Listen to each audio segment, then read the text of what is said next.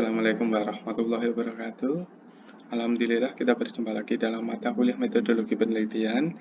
Di sini kita akan membahas banyak mengenai pentingnya suatu teori, tapi sebelum itu kita akan membahas juga flashback terkait dengan masalah penelitian maupun tujuan penelitian.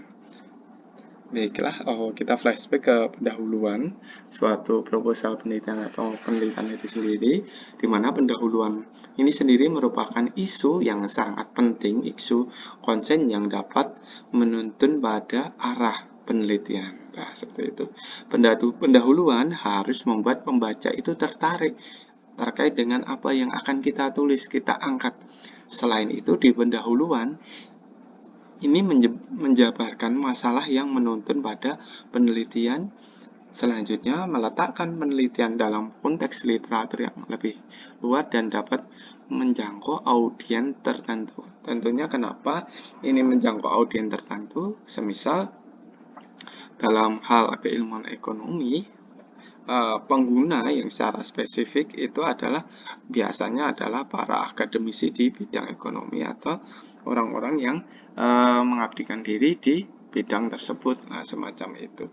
Sebenarnya di sini di latar belakang ini para peneliti berusaha untuk mengangkat fenomena yang benar-benar menarik untuk diangkat terus disajikan dalam suatu pembahasan singkat namun berbobot di situ, di mana tentunya disertai data-data ataupun semacam gap research untuk menghadirkan pentingnya penelitian ini untuk diangkat. Selanjutnya, terkait dengan masalah penelitian, masalah atau isu ini sendiri menuntun kita pada keharusan kenapa penelitian ini perlu dilakukan atau dilaksanakan. Intinya, sumber-sumber masalah ini sangat beragam, tergantung model penelitian yang digunakan. Semacam itu. Tujuan penelitian, namanya tujuan ini bagian akhir, biasanya terletak di bagian akhir di pendahuluan, di mana tujuan penelitian itu harus ditulis secara spesifik, ingin membuktikan, ingin melihat, ingin mengidentifikasi dan sebagainya. Biasanya adalah ingin membuktikan pengaruh variabel independen terhadap variabel dependen atau ingin mengkaji secara lebih mendalam. Misalnya seperti itu. Contoh di sini pertanyaan masalah dengan tujuan penelitian. Contohnya gini, pertanyaan penelitian itu bagaimana pengaruh corporate governance strength terhadap Islamic social reporting pada perusahaan go public yang tergabung pada Jakarta Islamic Index. Jadi di sini pertanyaannya melihat bagaimana pengaruhnya. Terus tujuannya adalah memperoleh bukti empiris dan mengkaji pengaruh corporate governance strength terhadap Islamic social reporting. Jadi memperoleh bukti secara empiris ini setelah didapatkan data terus diolah sehingga akan tahu nanti pengaruhnya seperti apa. Terus menjelaskan secara lebih mendalam, pengkajian secara lebih mendalam. Nah, setelah pada tahapan pendahuluan kita masuk pada tahapan tinjauan pustaka. Tinjauan pustaka ini sendiri biasanya ada di bab 2. Tinjauan pustaka, kajian pustaka, atau literatur, semacam itulah.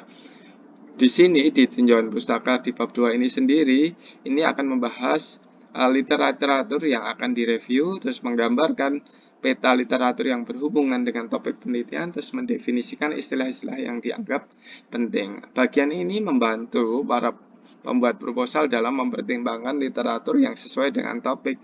Sebenarnya dalam kajian atau tinjauan pustaka ini sendiri nanti ada yang namanya pengungkapan penjelasan mengenai suatu teori yang digunakan, semacam itu. Namun sebelum membahas lebih dalam mengenai teori, sebenarnya dalam suatu riset, pentingnya suatu riset ini, riset ini sendiri merupakan salah satu dasar ilmu adalah replikasi atau pengulangan atas penelitian yang sama pada waktu dan tempat yang berlainan.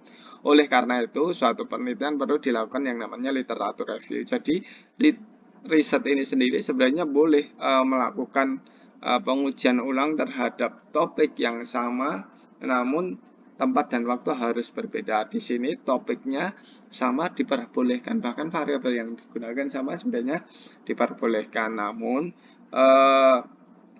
ada kesempatan kita untuk mengembangkan, alangkah baiknya kita sedikit mengembangkan, walaupun sama sebenarnya sah-sah saja. Terus 3 tujuan kajian pustaka atau teori adalah sebenarnya untuk memunculkan atau membentuk ide. Yang kedua, mengetahui usaha penelitian terdahulu. Diharapkan penelitian selanjutnya memiliki kualitas yang lebih baik dengan mengembangkan itu tadi. Terus memungkinkan penelitian sekarang dapat satu, menemukan cara agar pertimbangan teoritis dapat diperbaiki. Yang kedua, mengetahui adanya kontradiksi dalam literatur terdahulu dan kontradiksi ini dapat dijelaskan. Yang berikutnya adalah mengetahui penyelidikan mana yang harus diulangi. Sebenarnya, apa itu teori? Apa itu teori? Teori ini di mana pencatatannya, di mana disajikannya. Di awal bab 2 ini perlu kita munculkan yang namanya teori.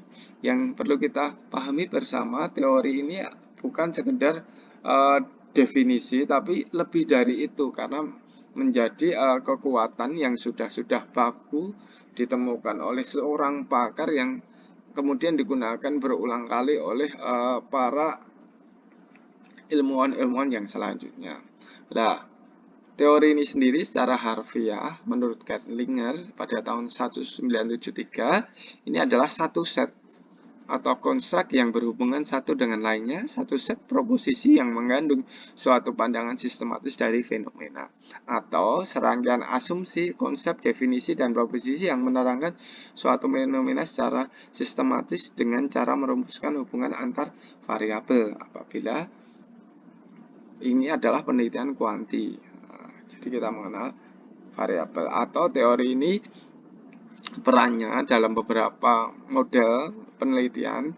Di model penelitian kuantitatif ini, teori berperan dalam penjelasan awal tentang hubungan antar variabel yang diuji oleh peneliti. Kalau kualitatif, teori berperan sebagai perspektif bagi penelitian dan kadang pula malah dihasilkan ketika penelitian itu berlangsung. Jadi sangat mungkin dalam penelitian kualitatif ini memunculkan suatu teori. Yang ketiga, penelitian campuran. Teori digunakan beragam tujuan bergantung pada fleksibilitas penggunaan dalam penelitian kuali maupun kuantitatif.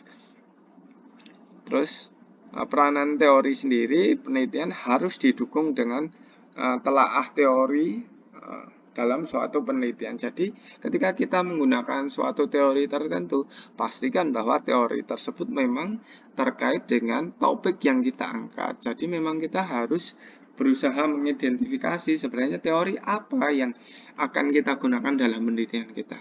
Teori yang sesuai diperlukan sebagai landasan dalam melihat suatu fenomena.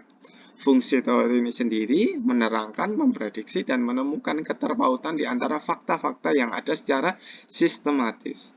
Jadi, secara kerangka, peranan teori ini sendiri mengkonseptualisasi, mengidentifikasi, dan mengoperasionalisasi variabel kunci yang ada dalam penelitian kita.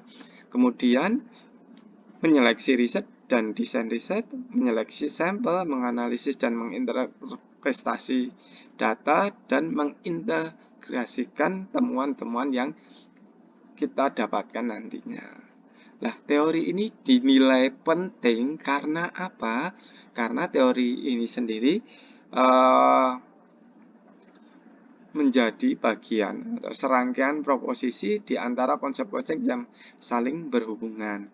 Yang kedua, menerangkan secara sistematis fenomena sosial dengan menentukan hubungan antar konsep. Yang ketiga, teori menerangkan fenomena-fenomena tertentu dengan menunjukkan konsep mana yang berhubungan dengan konsep lainnya dan bagaimana bentuk hubungannya. Nah, semacam itu. Nah, saya berusaha memberikan contoh di sini ketika saya meneliti menggunakan Islamic Social penelitian itu berbicara mengenai Islamic Social Reporting atau pelaporan sosial berbasis Islami. Teori apa yang saya gunakan? Ada banyak teori, itu dapatnya dari mana?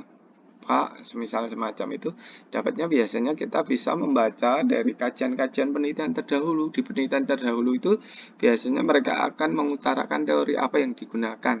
Nah, itu bisa kita gunakan kembali atau kita ketika kita membaca dalam sebuah literatur buku itu bila ada keterkaitan suatu teori dengan topik yang mungkin kita angkat, itu bisa kita gunakan teori itu. Nah, di sini dalam Islamic Social Reporting ini kami contohkan ada dua teori yang bisa digunakan. Yang pertama adalah stakeholder theory. Di sini dalam stakeholder theory ini menyatakan bahwa perusahaan bukanlah entitas yang hanya beroperasi untuk kepentingan sendiri, namun harus memberikan manfaat bagi stakeholdernya. Lah, kaitannya dengan topik penelitian kami, misalnya penelitian kami adalah Islamic Social Reporting, dalam perusahaan, ini tentunya ada tindakan selain berorientasi pada operasional perusahaan, mereka sangat mungkin melakukan tindakan-tindakan sosial yang sangat menguntungkan pada nilai suatu perusahaan. Misalnya kepedulian terhadap lingkungan, pemberian beasiswa, dan banyak hal. Itu tentunya di sini perusahaan itu tidak berorientasi pada kepentingan sendiri atau profit oriented, namun juga fokus pada yang namanya people, mereka peduli terhadap lingkungan sekitar, orang-orang yang ada di sekitar perusahaan tersebut maupun terhadap planet, ini terhadap konservasi lingkungan. Jadi apabila kita meneliti terkait dengan Islamic Social Reporting, maka kita sangat mungkin menggunakan teori stakeholder. Ataupun yang kedua bisa menggunakan legitimasi teori atau legitimate teori, di mana perusahaan memiliki ikatan atau kontrak sosial dengan masyarakat yang mendasarkan pada nilai-nilai justice, keadilan, sehingga perusahaan menyadari bahwa kelangsungan hidup mereka juga tergantung bagaimana hubungan perusahaan dengan masyarakat dengan lingkungannya. Di sini perlu disadari bahwasanya dalam legitimate teori ini nilai-nilai yang ada di masyarakat itu harus jalan dengan nilai-nilai yang ada di perusahaan. Kalau tidak bagaimana? Kalau tidak akan banyak menimbulkan yang namanya resistensi atau penolakan pada keberlangsungan usaha tersebut, sehingga dikhawatirkan perusahaan yang berada pada suatu masyarakat atau lingkungan tertentu itu tidak berjalan lama, semacam itu. Jadi teori yang kita gunakan di sini itu tentunya sangat terkait dengan topik yang kita angkat. Tentunya setelah kita berusaha mengidentifikasi, mempelajari apakah teori ini benar-benar terkait dengan penelitian kita atau tidak. Tentunya ini butuh pengkajian, butuh diskusi, butuh pembelajaran yang lebih mendalam. Semoga nantinya ketika saudara melakukan penelitian, saudara melakukan suatu penelitian, saudara bisa memilih atau menggunakan teori yang tepat dalam mendukung pelaksanaan penelitian yang saudara angkat. Terima kasih, itu penjelasan yang bisa kita berikan mengenai teori dalam sebuah penelitian. Wassalamualaikum warahmatullahi wabarakatuh.